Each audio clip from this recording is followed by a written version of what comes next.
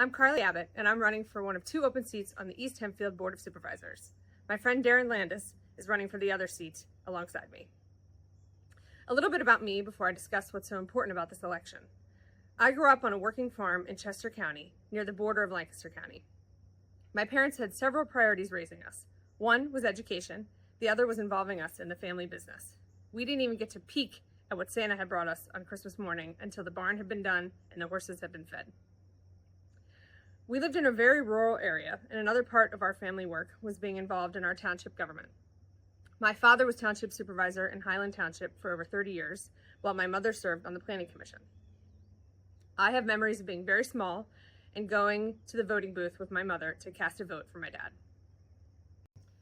Get involved with your local government was a mantra of my father's as I became an adult and my husband and I became homeowners. And that was the voice in my ear as I sat in the East Hempfield Supervisor meeting to debate the defunding of the library last year. Our current board's behavior ranged from reading homophobic, fear-based studies they'd found online, to proposing we fund a library in Mannheim with your tax dollars, to juvenile and spiteful demands made to the head of the library, who had come in good faith to ask them to reconsider. In the end, they did pull that funding, which did nothing to affect programming at the main branch downtown. Who it did hurt was a small library in Mountville, and it sent a message that our municipal building is open to extreme political stunts that have nothing to do with the managing of our township. I'm not comfortable disparaging everything the board has done.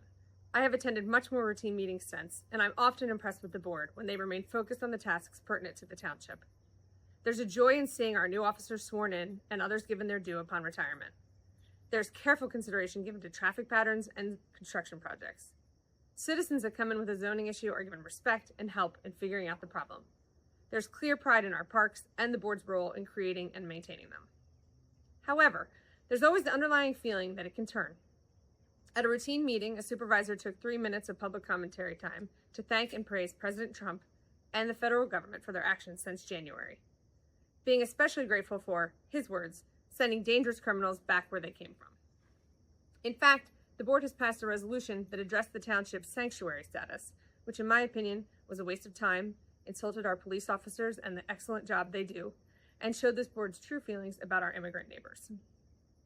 We live in a beautiful township, and I would like our municipal building to be focused on local issues.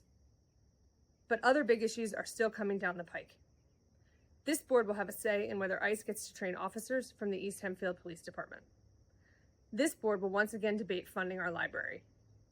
The debate over data centers is coming, and I would like people who believe in climate change and protecting our environment to be involved in that discussion and vote. Darren Landis and I have the opportunity to flip this board for the first time in history and act as voices of reason when the big issues end up in its hands. Please vote for both of us in November, and let's all listen to my father and get involved in our local government. Thank you very much.